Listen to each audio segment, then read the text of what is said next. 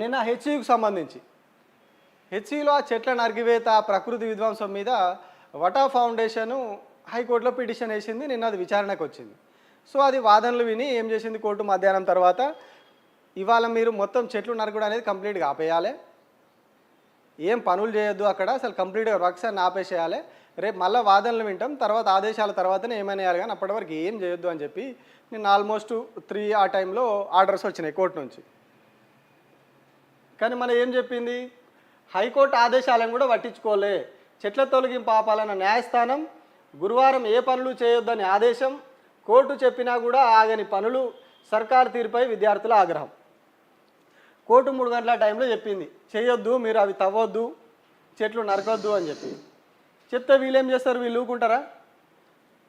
సార్కి అసలు కోర్టులు అంటే ఎట్లుంది తెలుసు కదా. ఇక్కడ కూడా ఓటుకు నోటు కేసులో చాలాసార్లు అసలు ఇప్పటివరకు విచారణ కూడా అటెండ్ కావాలి, ప్రతిసారి ఖచ్చితంగా రావాలని న్యాయమూర్తి ఆదేశాలు ఇస్తారు, ఈయననేమో కోర్టుకు అటెండ్ కాడు, ఆ సుప్రీంకోర్టు మీదనే వ్యాఖ్యలు చేస్తాడు. అట్లాంటి ఆయన హైకోర్టు గురించి పట్టించుకుంటాడా? హైకోర్టు చెప్పేది దేక్తాడా? ఏం చేసింది గవర్నమెంటు? ఇగో ఎప్పుడుది, Hyderabad Telangana India mushroom rack road Gachibowli Hyderabad Telangana 5,32 ఈ ఏది లాటిట్యూడ్ లాంగిట్యూడ్తో పాటుగా రెండో తేదీ 4వ నెల 2025 5 గంటల 23 నిమిషాలు 5 గంటల 23 నిమిషాలకి still now the work going on, already court order giving him, but their work not stopped, still now going on. ఇది 5:30కి 5:28కి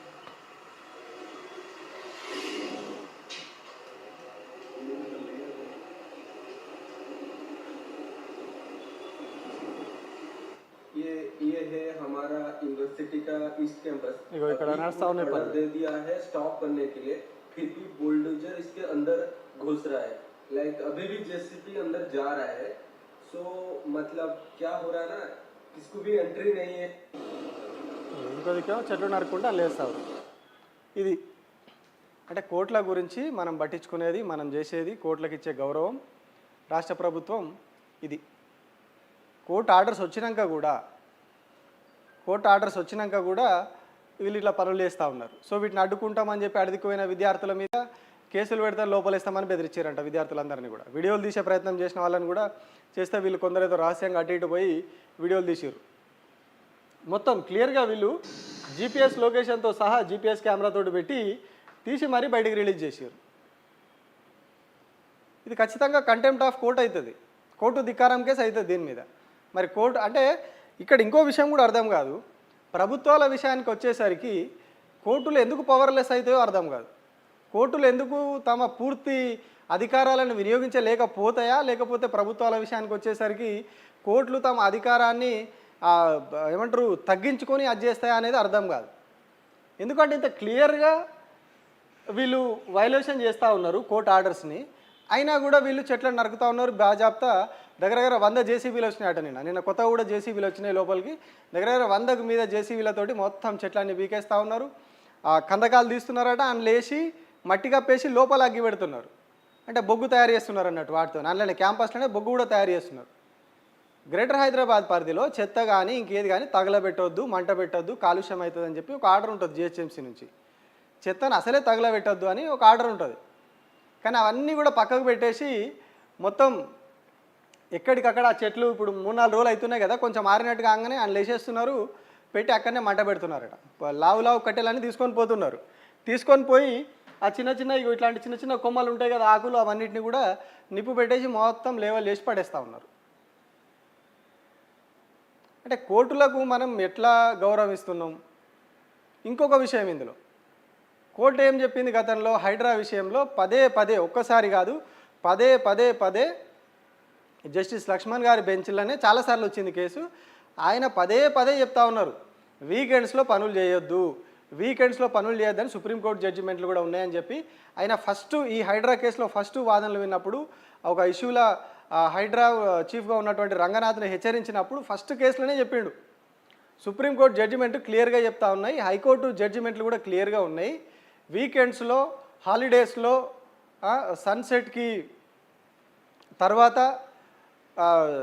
ఉదయం అంటే తెల్లారడానికి ముందు కానీ చీకటి పడ్డ తర్వాత కానీ అసలే పనులు వేయొద్దు, డే లైట్లోనే పనులు చేయాలి అని చెప్పి క్లియర్ కట్గా ఆర్డర్లు ఉన్నాయి, జడ్జిమెంట్లు ఉన్నాయి, ఇవన్నీ ఉన్నాయని చెప్పి అధికారులను కూడా ఆయన గతంలో తిట్టిండు, కోర్టులోనే తిట్టిండు. దారుణంగా పొట్టు వేసుకున్నాడు, తీసి పడేస్తే నీ ఉద్యోగంలోకి వెళ్ళని బెదిరి అక్కడనే వార్నింగ్ ఇచ్చిండు. ఎట్లా పోతావు నువ్వు సండే రోజు? టిఫిన్ కూడా చేయకుండా ఏం చేయకుండా ఉరికి నువ్వు వాళ్ళ పేదోళ్ళ ఇళ్ళను కూల్చడానికి నీకు అంత తొందర ఎందుకు అని చెప్పేసి అక్కడ మున్సిపల్ అధికారుల మీద కూడా చాలా సీరియస్ అయింది ఆయన. అయినా కూడా స్టిల్ వీళ్ళు మారరు. రీసెంట్గా కూడా వాళ్ళ మీద చాలా సీరియస్ అయింది కోర్టు. మళ్ళీ మేము ఎన్నిసార్లు చెప్పినా మీరు ఇదే పని చేస్తున్నారు, మళ్ళీ సండేలు సాటర్డేలు చూసుకొని హాలిడేస్ చూసుకొని పోయి బుల్డోజర్లతోటి మొత్తం కులగొడతా ఉన్నారు, ఇది కరెక్ట్ కాదు అని చెప్పి మళ్ళీ సీరియస్ అయింది. అయినా కానీ లేదు. ఇప్పుడు వచ్చేసరికి సేమ్ మళ్ళీ హెచ్సిలో కూడా అదే జరుగుతూ ఉంది. ఉగాది రంజాను ఈ మంచిగా 4 రోజులు హాలిడేస్ చూసుకున్నారు, ఖతం బుల్డోజర్లు పెట్టారు. ఇప్పుడు అటు ఇటనా హాలిడేస్ అయిపోయి నిన్న కోర్టు హీరింగ్ ఇది అయ్యేసరికి సగానికి పైగా ఫారెస్ట్ అవుట్, సగానికి పైగా చెట్లు అవుట్ అయిపోయినాయి. ఇంకా కోర్టు ఎప్పుడు ఇంటర్వ్యూన్ కావాలి? ఇప్పుడు కోర్టు ఆర్డర్స్ వచ్చేసరికి నాకు తెలిసి ఆ మిగతా సగం కూడా కొట్టి పడేస్తారు వాళ్ళు. వీళ్ళు క్లియర్గా ఇక్కడ మనకు పనులు చేస్తున్నా కూడా పెడుతున్నారు కదా, నైట్ కూడా జరిగినాయని చెప్పి వాళ్ళు స్టూడెంట్స్ ఫోటోలు వీడియో రిలీజ్ చేస్తూ ఉన్నారు హెచ్సియులో. అంటే మనకు కోర్టుల మీద ఉన్న గౌరవం, కోర్టులకు ఒక ప్రభుత్వం ఇస్తున్నటువంటి గౌరవం, ప్రభుత్వం అంటే ఈ రాజకీయ పార్టీల నేతృత్వంలో ప్రభుత్వాలు ఉంటాయి కాబట్టి అవి 5 సంవత్సరాలకు ఒకసారి మారుతాయి. మమ్మల్ని కూడా అడగొచ్చిండు 5 సంవత్సరాల తర్వాత అయారాం గయారాం మేము బీక్తాం, వాడెవడో వస్తాడు మళ్ళీ వాళ్ళు చూసుకుంటారు మాకేందన్నట్టుగా వీళ్ళు పాలకులు ఉండొచ్చు, పాలకుల మధ్యలో అభిప్రాయం ఉండొచ్చు. కానీ అధికారులు ఒక 30 ఏళ్ళు 40 ఏళ్ళు ఉద్యోగంలో ఉండే అధికారులు మరి ఎందుకు ఇట్లా చేస్తున్నారు అనేది అర్థమవుతలేదు. వాళ్ళకి చట్టాల మీద అవగాహన ఉంటుంది, చట్టాలు తెలుస్తాయి. సుప్రీంకోర్టులు హైకోర్టులు ఇచ్చినటువంటి ఆర్డర్లను, జిల్లా కోర్టులు ఇచ్చినటువంటి ఆర్డర్లను వైలేట్ చేస్తే పరిణామాలు ఎట్లుంటాయి, సర్వీస్ రికార్డ్స్ ఏమవుతాయి, ఇవన్నీ తెలిసి కూడా ఎందుకు ఇంత మొండిగా పోతూ ఉన్నారు అధికారులు, పోలీసులు కావచ్చు, ఇటు అడ్మినిస్ట్రేటివ్లో కావచ్చు.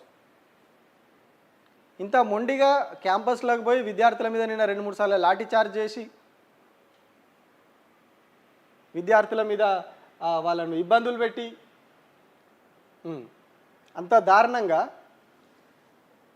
ఇంకా కోర్టు రీసెంట్గా సుప్రీంకోర్టు ఒక జడ్జిమెంట్ ఇచ్చింది, cutting large number of trees worse than killing human beings. Supreme court అంటే చెట్లను నరకడం మనిషిని చంపడంతో, మనిషిని చంపడం కంటే ఎక్కువ, వర్స్ దెన్ హ్యూమన్ కిల్లింగ్, మనిషిని చంపడం కంటే ఎక్కువ. జస్ట్ వారం రోజులు అవుతుంది జడ్జిమెంట్ వచ్చి సుప్రీంకోర్టులో. ఏ రోజు? 26 మార్చి. 26 మార్చి నాడు ఈ జడ్జిమెంట్ ఇచ్చింది కోర్టు. ఏం జరిగింది? తాజ్మహల్ చుట్టుపక్కల ఢిల్లీ ఆ ఏరియాలో, తాజ్మహల్ చుట్టుపక్కల ఉన్న ఆ ఏరియా అంతా కూడా అటు పొల్యూషన్ పెరుగుతుంది, తాజ్మహల్కి ఇబ్బంది అవుతూ ఉన్నది కాబట్టి అక్కడ కొంచెం ఎకో ఫ్రెండ్లీ జోన్ ఉండాలని చెప్పేసి ఆ ఏరియాలో ఎక్కడ కూడా చెట్లు నరకొద్దు అని చెప్పి ఆర్డర్స్ ఇచ్చింది గవర్నమెంట్. ఆర్డర్స్ అంటే ఎట్లా? అవి ఓన్లీ ప్రభుత్వ భూములు, ప్రభుత్వం సంబంధించినవే కాదు, ప్రైవేటు వ్యక్తులు ప్రైవేటు భూముల్లో కూడా చెట్లు నరకొద్దు అని చెప్పి చెప్పింది. కానీ ఒక వ్యక్తి ఏం చేసిండు, దగ్గర 450 చెట్లు నరికిండు.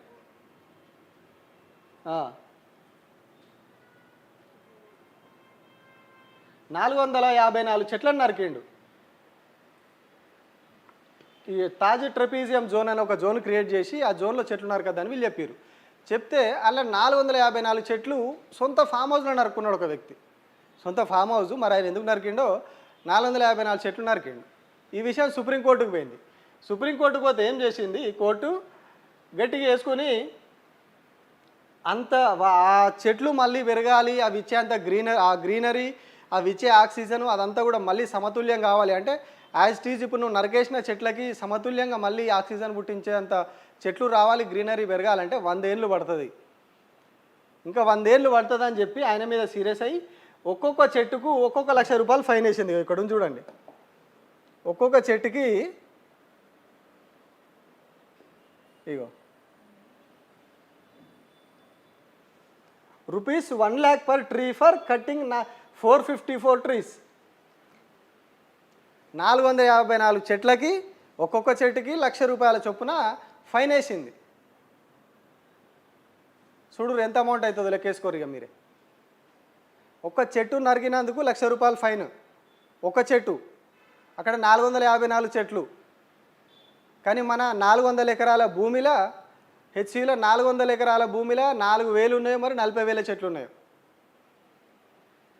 చెట్లు మొక్కలు అక్కడ ఓన్లీ చెట్లే, ఇక్కడ చెట్లు ఉన్నాయి, అరుదైన జంతు జీవరాశులు ఉన్నాయి, నక్షత్ర తాబేళ్ళు, జింకలు, దుప్పులు, నెమళ్ళు, మన జాతీయ పక్షి నెమలి, ఇంకా అవేమంటారు ఏదు అంటారు అది, ఉడుములు,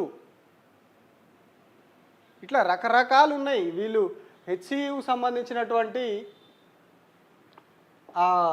హెచ్సియుకు సంబంధించిన దాంట్లో వాళ్ళు పెడతా ఉన్నారు అన్ని.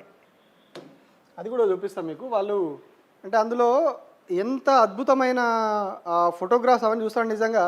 అక్కడ ఎక్కడనో పోయి ఆ కేరళలోనో ఇంకెక్కడనో ఆ ఫారెస్ట్లలో వాటిలో తీసిన ఫోటోలాగా అనిపిస్తూ ఉన్నాయి అవన్నీ చూస్తూ ఉంటే. అంటే అంత అవన్నీ చూసుకుంటూ కూడా గవర్నమెంట్కి మరి ఎందుకు ఇంత దాని మీద మనసు పడ్డది, ఎందుకు అట్లా చేస్తున్నారో అర్థమవుతలేదు. చెట్లన్నింటినీ కూడా మొత్తం నరికేసుకుంటూ పోకుండా దారుణం. మళ్ళా అద్భుతమైన ఏమంటారు జంతువులన్నీ కూడా వాటన్నిటిని వీళ్ళు మొత్తం ఎక్కడికక్కడ నాశనం చేసుకుంటూ అన్నీ నరికేసుకుంటూ పోతూ ఉన్నారు.